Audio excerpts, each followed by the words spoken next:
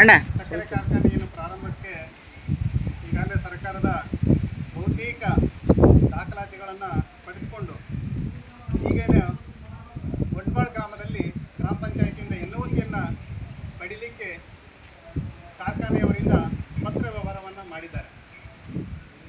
ಈ ಪತ್ರಕ್ಕೆ ಗ್ರಾಮ ಪಂಚಾಯತಿಯಿಂದ ವಿರುದ್ಧ ಕಾರ್ಖಾನೆ ವಿರುದ್ಧ ಅಕ್ಷೇಪಣಾ ಪತ್ರವನ್ನು ಕರೆದಿದ್ದಾರೆ. ಈ ನಿಟ್ಟಿನಲ್ಲಿ ಇವತ್ತು 1 ತಿಂಗಳ ನಂತರದಲ್ಲಿ ಗ್ರಾಮ ಪಂಚಾಯತಿ ಕಾರ್ಯಾಲಯದಿಂದ ಈ ವಿರೋಧಿಸಿ ಪತ್ರವನ್ನು ಬರೀಲಿಕ್ಕೆ ಹೇಳಿದರು. ಆ ನಿಟ್ಟಿನಲ್ಲಿ ಇವತ್ತು ಕೊನೆ ದಿನ ನಾವು ಉದ್ದಾಬಳಿಯ ಹಿರಿಯರು, ರೈತರು, ಮುಖಂಡರು, ಹಾಗೆ ಪರಿಸರ ಪ್ರೇಮಿಗಳು, ಹಾಗೆ ಹಳೆ ಗೊಂಡ್ಬಾಳ್ ಮತ್ತು ಹೊಸ ಗೊಂಡ್ಬಾಳಿನ ಪ್ರಮುಖರು ಎಲ್ಲರೂ ಸೇರಿ ಇವತ್ತು ಗ್ರಾಮ ಪಂಚಾಯತಿಗೆ ಈ ವಿರೋಧ ಪತ್ರವನ್ನು ನಾವೆಲ್ಲರೂ ಒಕ್ಕೂರ್ಲಿಂದ ವಿರೋಧಿಸಲಿಕ್ಕೆ ಬಂದಿದ್ದೇವೆ. ಸುಮಾರು 500 ಅರ್ಜಿಗಳನ್ನು ಇವತ್ತಿನ ಗ್ರಾಮ ಪಂಚಾಯತಿಗೆ ನಾವು ಬಂದು ಈ ದಾಖಲಾತಿಗಳನ್ನು ಈ ಒಂದು ಪತ್ರವನ್ನು ಆಕ್ಷೇಪಣಾ ಪತ್ರವನ್ನು ಮುಖ್ಯ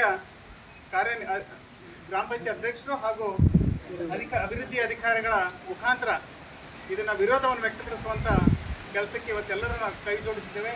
ಹಾಗೆ ಎಲ್ಲರೂ ಇವತ್ತು ಬಂದಿದ್ದಾರೆ, ಭಾಳ ಸಂತೋಷ. ಇದನ್ನು ಮುಂದೆ ಇದಕ್ಕೆ ಮುಂಚಿತವಾಗಿ ನಾವು ಕೊಪ್ಪಳದಲ್ಲಿ DC ಅವರಿಗೂ ಕೂಡ ಮನವಿಯನ್ನು ಕೊಟ್ಟಿದ್ವಿ. ಮಾನ್ಯ ಶಾಸಕರ ಮುಖಾಂತರ DC ಅವರಿಗೂ ಕೂಡ ಮನವಿಯನ್ನು ಕೊಟ್ಟಿದ್ವಿ. ಆ ಸಂದರ್ಭದಲ್ಲಿ ಮಾಜಿ ಸಂಸದರು ಹಾಗೆ ನಮ್ಮ ಶಾಸಕರು, ಮುದ್ದಾಬಳ್ಳಿಯಿಂದ ನಾಗರಹಳ್ಳಿ ವಕೀಲರು, ಹಾಗೆ ಮುಂತಾದವರು ಮತ್ತು ಎಲ್ಲ ಮುಖಂಡರ ಜೊತೆಗೆ ನಾವು ಮನವಿಯನ್ನು ಮಾಡಿಕೊಂಡಾಗ DC ಅವರು ಕೂಡ ಇದನ್ನು ಪರಿಶೀಲಿಸಿ ಸಕಾರಾತ್ಮಕವಾಗಿ ಅವರು ಸ್ಪಂದಿಸಿದ್ದಾರೆ. ಅದನ್ನು ತಟಸ್ಥವಾಗಿ ನಿಲ್ಲಿಸಲಿಕ್ಕೆ ಅದನ್ನು ವ್ಯವಸ್ಥೆ ಮಾಡ್ತೀವಂತ ಅವರು ಕೂಡ ಮಾಹಿತಿಯನ್ನು ನೀಡಿದ್ದಾರೆ. ಆ ನಿಟ್ಟಿನಲ್ಲಿ ನಾವಿವತ್ತು ಯಾವುದೇ ಕಾರಣಕ್ಕೆ ಇದನ್ನು ಮಾಡೋದಕ್ಕೆ ಬಿಡೋದಿಲ್ಲ. ನಮ್ಮ ಹಿರಿಯರು ಎಲ್ಲರೂ ಇದನ್ನು ವಿರೋಧಿಸುವಂಥ ಕೆಲಸ ಆಗ್ತಿದೆ. ಯಾಕಂದರೆ ಇದು ಒಳ್ಳೆ ಫಲವತ್ತಾದಂಥ ಭೂಮಿ ನಮ್ಮ ಭಾಗದಲ್ಲಿದೆ. ಇಂಥ ಫಲವತ್ತತೆ ಭೂಮಿಯನ್ನು ನಾವು ಕಳ್ಕೊಳ್ಳೋಕೆ ರೆಡಿ ಇಲ್ಲ. ನಾವು ಯಾವತ್ತೂ ಈ ಭೂಮಿಯನ್ನು ಬಿಟ್ಕೊಡೋದಿಲ್ಲ ಅಂತ ಮತ್ತೊಮ್ಮೆ ಮಗದೊಮ್ಮೆ ನಾವು ಒಕ್ಕೂರ್ಲಿಂದ ವಿರೋಧಿಸಿ, ಹಾಗೆ ಈಗಾಗಲೇ ಮತ್ತೆ ನಾವು ಒಂದು ಪತ್ರವನ್ನು ಕೊಟ್ಟಿದ್ದೇವೆ ಗ್ರಾಮ ಸಭೆಗೆ. ಏನಂತ ಹೇಳಿದರೆ, ಪ್ರತಿ ಗ್ರಾಮದಲ್ಲಿ NOC ನೀಡೋದಕ್ಕಿಂತ ಮುಂಚಿತವಾಗಿ ಗ್ರಾಮ ಸಭೆಯನ್ನು ನಡೆಸಿ ಅವರು NOCಯನ್ನು ನೀಡಬೇಕಂತ ಹೇಳಿ ಅವರಲ್ಲಿ ಕೂಡ ವಿರೋಧಿಸಿ ಅವರು ನೀಡಬೇಕಂತ ಹೇಳಿ ಅವರಲ್ಲಿ ಮನವಿಯನ್ನು ಕೂಡ ಮಾಡಿಕೊಂಡಿದ್ದೇವೆ. ಅವರು NOCಯನ್ನು ನೀಡೋದಕ್ಕೆ ಮುಂಚೆ ನಮ್ಮ ಗ್ರಾಮ ಸಭೆಯನ್ನು ನಡೆಸಿ ಅವ್ರ ಪರ ವಿರೋಧವನ್ನು ಆಲಿಸಿ ಅದನ್ನು ವಿರೋಧಿಸಿ ಒಂದು NOCಯನ್ನು ನೀಡಲಿ ಅನ್ನೋ ಒಂದು ವಿಚಾರ ಈಗಾಗಲೇ ನಾವು ಕೊಟ್ಟಿದ್ದೇವೆ. ಆ ವಿರೋಧಕ್ಕಾಗಿ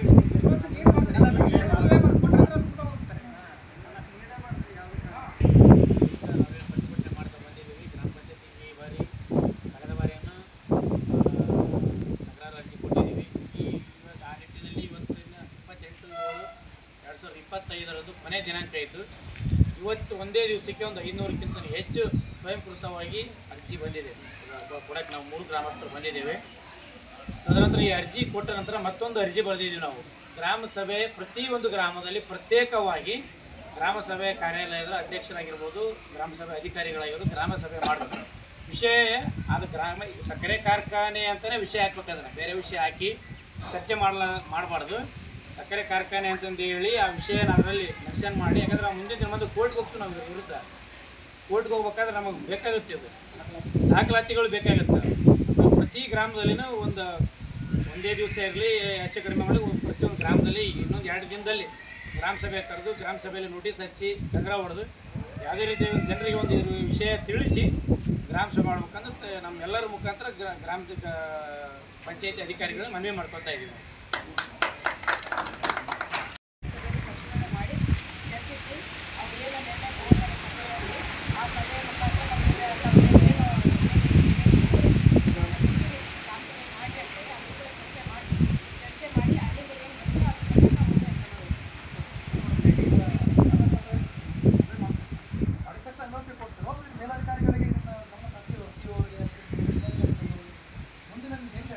ಮುಂದ್ಕೋಬಿಡ ಬ್ರದರ್, ಮುಂದ್ಕೋದ್ರೆ ನಿನ್ನ ಕೈ ಬರ್ತದೆ.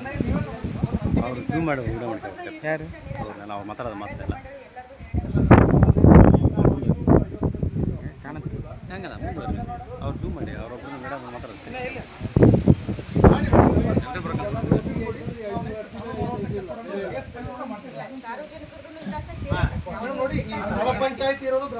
ಪ್ರಜಾಪ್ರಭುತ್ವ ವ್ಯವಸ್ಥೆಯಲ್ಲಿ ಸಾರ್ವಜನಿಕರ ಹಿತಾಸಕ್ತಿ ಕಾಯ್ಬೇಕು ಅಂತ. ಯಾರು ಮೆಂಬರ್ಗಳು ದೊಡ್ಡವರಲ್ಲ, ನಾವು ಆಯ್ಕೆ ಮಾಡಿದ್ರೆ ಮೆಂಬರ್ ಆಗಿರ್ತಾರೆ, ಅಧ್ಯಕ್ಷರಾಗಿರ್ತಾರೆ. ಇಲ್ಲಿ ಯಾರು ಅಂದ್ರೆ ಪ್ರಭು ಜನಸಾಮಾನ್ಯ ಅದಕ್ಕೆ ದಯವಿಟ್ಟು ಬದುಕು ಎಷ್ಟು ದುಸ್ತರ ಆಗ್ತದೆ ಅನ್ನೋದು ನಮ್ಗೆ ಎಲ್ಲರಿಗೂ ಗೊತ್ತಿದೆ ಮೇಡಮ್. ದಯವಿಟ್ಟು ಸ್ವಲ್ಪ ನಮ್ಮ ಜನರನ್ನ ಗಮನಕ್ಕೆ ತಗೊಳ್ರಿ ನೀವು.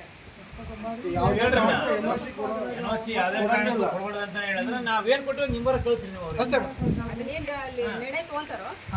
ಅಲ್ಲ ನಾವು ಈಗ ನಿಮ್ಮ ಕಂಡು ಈ ತಿಳ್ಸಕತ್ತೀವಿ ನಮಗೆ ಕರೆಯಲ್ಲ ಏನಿತ್ತಂದ್ರೆ ಸ್ವಲ್ಪ ನಮ್ಗೆ ವಿಷಯ ಕಲೆಕ್ಟ್ ಮಾಡ್ಬೋದು. ಲಿಖಿತ ನಮ್ಗೆ ಬೇಕಾಗುತ್ತೆ ಈಗ ಬೇಕಾಗುತ್ತೆ. ಈಗ ನಮಗೆ ನನಗೆ ತಿಳಿಸಿರಪ್ಪ ಅಂತ ನಮ್ಮ ನೀವು ಮಾತಾಡೋದು ಸಾಮಾನ್ಯ ಸಭೆ ದಾಖಲಾತಿ ಕೂಡ ಕೊಡ್ತಾರೆ. ನೀವು ಮೀಟಿಂಗ್ ಬರ್ರಿ ಅಂದ್ರೆ ನಾವು ಬರ್ತೀವಿ ಮತ್ತೆ. ಅಜೆಂಡಾ ಏನ್ ನಿರ್ಣಯ ಆಗೈತೆ ಆ ವಿಷಯ ನಮ್ಗೆ ಬೇಕು. ಸಾಮಾನ್ಯ ಸಭೆದಾಗ ಏನನ್ನ ಲಿಖಿತವಾಗಿ ಬರೆದಿರ್ತಾರೆ ಕೂಡ ಯಾರ್ಯಾರು ಏನೇನು ಮಾಹಿತಿ ಕೊಡ್ತಾರೆ